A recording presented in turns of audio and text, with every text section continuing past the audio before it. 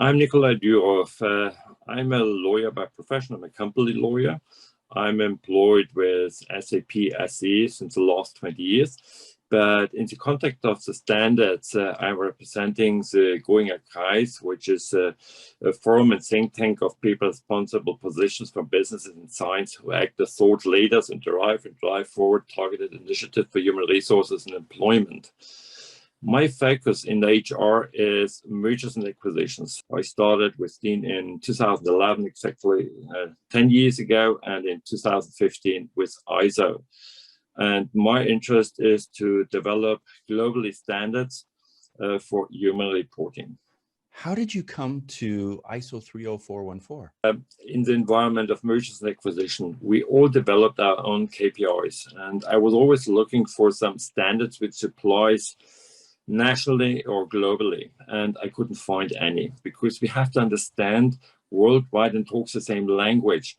And in the past, everything was focused on financial data only, but we now said we have to focus on the people.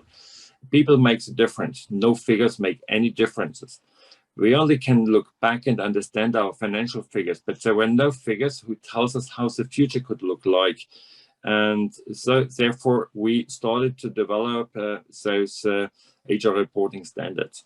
Why is it that Germany seems to be one of the hubs of this activity? Actually, it was a competition between the British, the American, the German, who are the first in bringing up a draft version for globally applied standards. But our draft is even better what was available worldwide. So we were very proud of receiving this recognition by our dear global colleagues.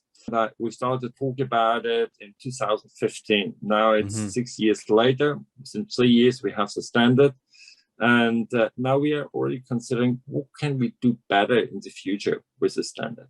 And yet, what I've enjoyed and what you've alluded to is this collaborative effort.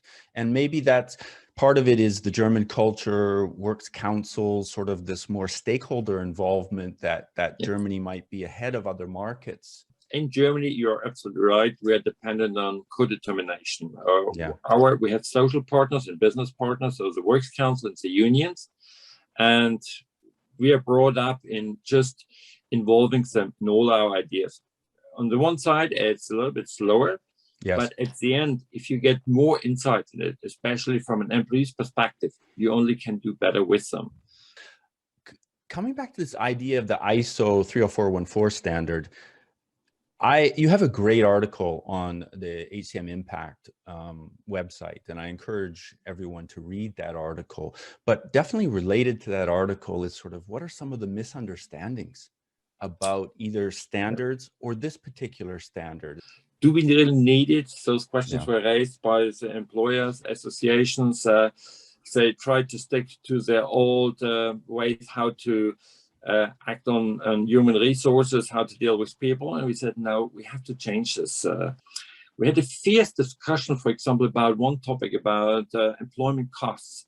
They only wanted to disclose direct employment costs, and that's only a half side of a coin. If you only disclose the costs related to employment contracts and you're hiding the costs for contingent workers, for contractors, for all kinds of other workers, you never know whether all you know is within the company or outside of the company.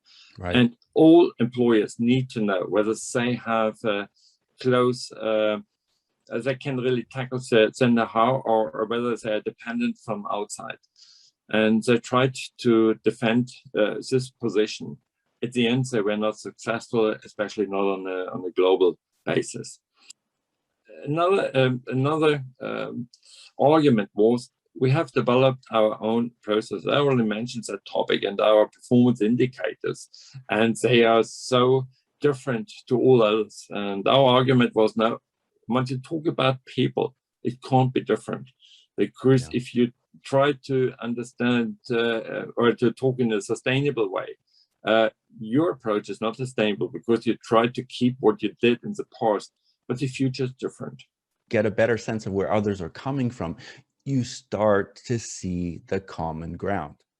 And when you get to that place, it's kind of a eureka moment. And it's very empowering. And it's what I would argue real professionals do. You know, in medicine and law, you don't create silos of professional practice. You know, you have research, you have communities of interest. It is a huge challenge in HR, especially because often people like myself were taught at the inception that you are a fiduciary for an organization, and one of your primary responsibilities as HR is confidentiality. Add to this sort of the data protection laws and the health status laws and all of these things that are happening globally. It is an uphill battle to convince, especially HR people, of the net benefit of this standardization. For me, it was very important that I'm not representing SAP, because external people might think, okay, you're only acting on behalf of a big elephant in the software industry, and therefore we don't really trust you. That was very important for me. I was not supported by the time, not financially and not from a content perspective by my employer. Yes. We stopped talking about companies only because we have employed people in government, in NGOs, in all kinds of organizations which don't have a financial interest to understand what is really important for sustainable employment. And we had a fierce and long discussion. What do we mean with sustainable employment? Exactly. Because there's no standard definition for it. But we define the definition as sustainable employment if the work is needed in, let's say, 1 or 2 or 3 decades. If we still have work for our children and grandchildren, and they still love their work, and they don't are employed in the situations that they hate their work, they really must be in favor of what they do. And this must be embedded into the changes the world is facing each day, every day. And so the case, you know, the business case, if you want to call it that, for human capital reporting and other TC 260 standards, definitely cruxes on this idea of transparency, sustainability. What's next?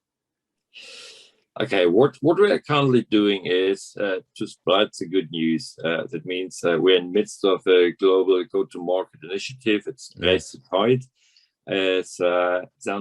Brings this understanding to all kinds of organizations.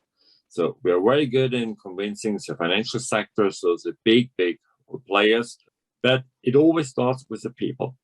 And therefore, we have to understand, and we have to bring this understanding to all kinds of organizations worldwide. What could be the benefit? And why do you want to do this? As I said from the very beginning, now we have a global standard. And while using this global standard, we know immediately, okay, we are good or we're not so good.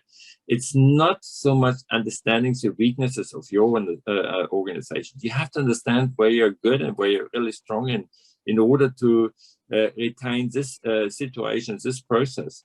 If you only focus on weaknesses, it would not help. If you know that, oh, I'm really good at attracting people, I'm good at retaining people, I might be not so good in other things, but you need to focus on these 2 strengths in order to stay ahead of your competition.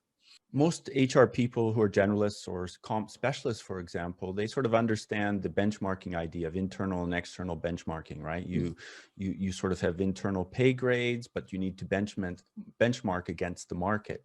And I challenge them. I say, can you imagine doing that process without those external benchmarks? What would be the value of the process, right? And it's like you're living in half of the universe. As I said, my personal mantra is to display the contribution of individuals to company success or organizational success. And that should be a guiding principle for all of us once we talk about it. In the past, we tried to focus on financial data only, but that doesn't give us any answers for the future. It only told us how good or bad we had been in the past, but it doesn't tell us, is a team, for example, innovative enough to make some severe changes?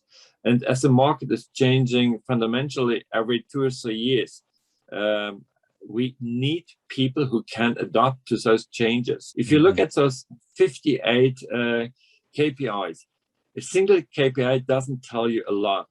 but the connection of 3 or 4 of the KPIs tells you the whole story. It's like the weather forecast. If you tell me the temperature, it doesn't tell me anything. I need to understand the pressure. I need to understand the wind, and then I can make weather predictions for the next days, or forecast for the next days. What would be your vision that we are actually raising the tide? One success factor will be the number of certifications. We had a really good start on starting to certify mainly larger organizations, and there is hunger on getting even more. For bigger organizations, it's not a painful, it's a time-consuming process for the beginning. For smaller ones, it's definitely not.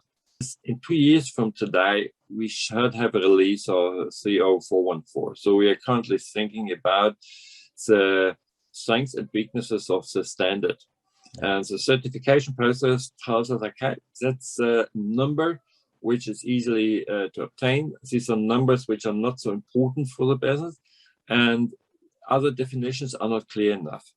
So when we were sitting at the table and developed those standards, we thought what could be best, but we need the feedback from the stakeholders.